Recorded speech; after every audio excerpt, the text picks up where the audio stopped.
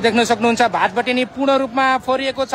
भाटबटेनीबाट यसरी सामानहरू निकालेर यहाँ ठ्याक्कै तपाईँको बङ्गलादेशको स्टाइल जसरी शेख हसिनाको दरबारमा छिरेका थिए त्यस्तै चाहिँ विभिन्न ठाउँका विभिन्न कुराहरूमा आक्रमण गरिरहेका छन्। आन्दोलन यो राजावादी आन्दोलनकारीहरू भन्दा फरक नपर्ला। उहाँहरू चाहिँ कोटेश्वरमा अश्रु ग्यास खाइसके पछाडि उहाँहरू आएर विभिन्न स्थानका विभिन्न कुराहरूमा एकदम आक्रामक रूपमा प्रस्तुत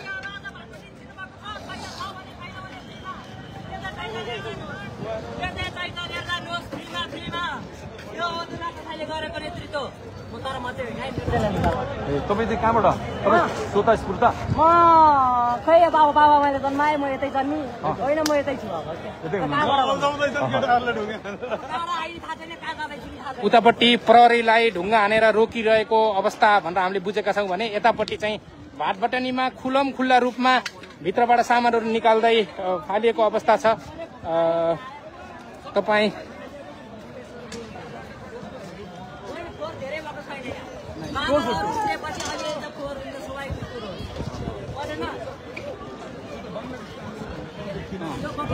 बङ्गलादेश त के थियो र बङ्गलादेशलाई खाने पाएको छैन, हाम्रो नेपाललाई जति खाने खाओ होला।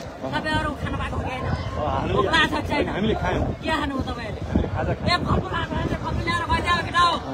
तपाईँहरूले खानुभएको छैन, तपाईँहरू साँच्ची नै भोकै हुनुहुन्छ। खाजा खानु पाएन, तपाईँले फलफुलको टेस्ट चाख्नु पाउनु भएको छैन। बेलुका गएर हामी त खाना खान्छौँ। हातमा सामान बोकेर आइराख्नु भएको छ, विस्की लिएर एकछिन ठाडो गरौँ न। ओ ल विस्की लिएर दर्शकले ओहो यो एकदमै डरलाग्दो अवस्था छ। यहाँ एकदमै डरलाग्दो अवस्था छ। तपाईँ देख्न सक्नुहुन्छ यहाँ पारी यहाँबाट लिउँदै पारी समेत फालिएको छ। तपाईँ सडकमा हेर्नुभयो भने यस्तो किसिमको अवस्था छ। ओ माई गुडनेस, ओहो यो देशमा के भइरहेछ यो त ल हेर्नुहोस्। ओ माई गड भाटबटेनी यहाँ यो चाहिँ निकै डरलाग्दो अवस्था छ। यो पक्कै पनि राम्रो अवस्था होइन। तपाईँ हेर्नुहोस्, ओ माई गड। तपाईँलाई म भाटबटेनीभित्र गएर देखाउँछु। भाटबटेनी भित्रको अवस्था कति डरलाग्दो छ भन्ने कुरा तपाईँलाई यहाँ म देखाउँछु।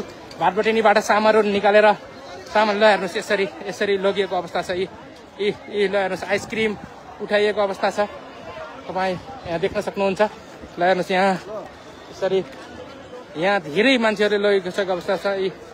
यहाँबाट जे चाहिन्छ भाटबटेनी भित्रबाट लगिएको अवस्था छ। यहाँ बाहिर पनि यस्तो बनाएको छ। यो निकै नै डरलाग्दो अवस्था छ। नेपालमा यो उतातिर घर जलिरहेको अवस्था छ, ढुङ्गा हानेर घर फुटाएको अवस्था छ, यता भाटबटेनी फुटाएको अवस्था छ। साँच्चै यसले देखाउँछ मानिसहरू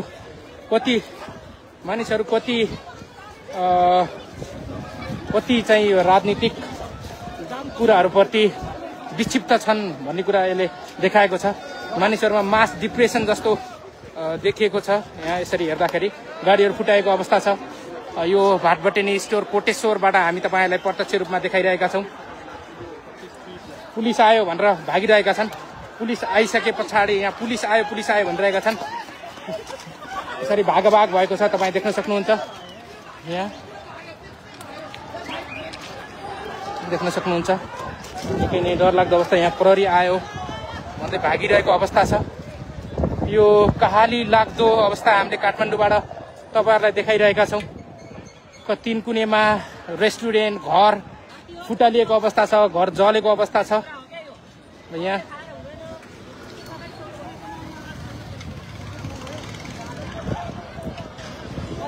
ओहो माई गड ल हाम्रै पुलिस हाम्रै प्रधानमन्त्री हाम्रै सबै हाम्रै देशका ओ माई गड ल दर्शकवृन्द यो निकै नै डरलाग्दो कुरा यहाँ देखेको छ। माई गड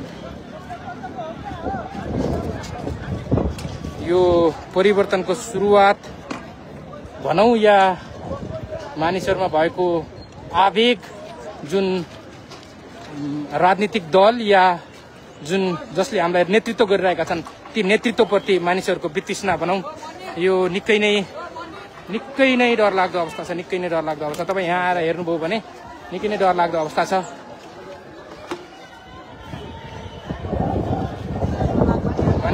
क्रिकेट खेले जस्तो गरेर खेलिरहेका छन् यहाँ। ओ माई गड माई गड ओहो ओहो भित्रबाट ओहो ओहो के भइरहेछ भित्रबाट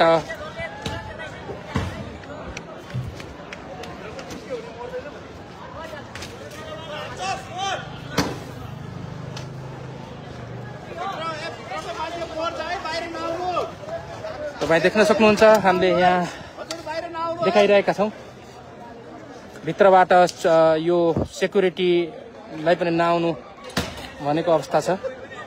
ओहो निकै नै पीडादायक अवस्था हामीले तपाईँलाई यहाँ देखाइरहेका छौँ। पीडादायक अवस्था छ दर्शकबिन। माई गुडनेस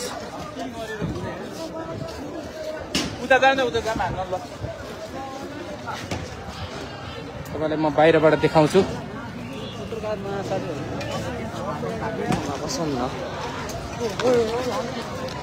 सरी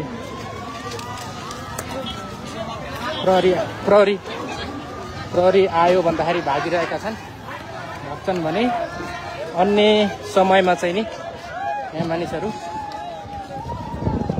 दौडिरहेका छन् चिप्लिएर। ओहो हो के भइरहेछ देशमा यो अचम्म निकै नै अचम्मको दृश्य। अब यो बङ्गलादेशको स्थिति जस्तै त भनौँ। अब हेर्नु त यो सडकमा हेर्नु त यो आइसक्रिमका फ्रिजहरू यताउता त पुरा यहाँ त हरिबिसोकै अवस्था छ क्या। ल हेर्नुहोस् ओहो क्या तनाव लाग्ने यार यस्तो दृश्य देख्दा यार।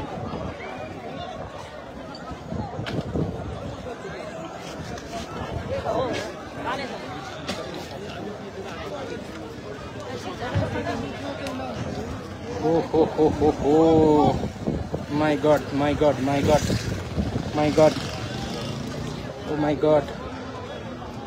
my God.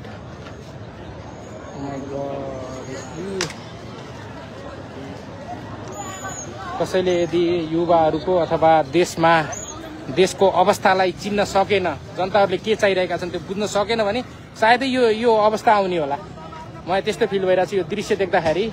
जसरी मानिसहरूले कमेन्टलाई जसरी अब नेताहरूको उसमा तपाईँहरूले कमेन्ट गर्नुहुन्छ नि, कमेन्टलाई जसरी नजरअन्दाज गरिएको छ, त्यसलाई बेवास्ता गरिएको छ, त्यसै गरी मानिसहरूको जसले एनालाइसिस गर्न सक्दैन, मानिसहरूमा भएको पीडा विक्षिप्तता, आफ्नो देशमा बसेर रोजगारी नपाउनुदेखि लिएर विभिन्न किसिमका कुराहरू जुन परिपूर्ति गरिरहेका छैनन्, देशमा बर्मलुट चलिरहेको छ, त्यसको खास यो हुन्छ नि यो प्रतिबिम्ब जस्तो अथवा त्यो खालको कुरा हो जस्तो यसरी देख्न सकिन्छ।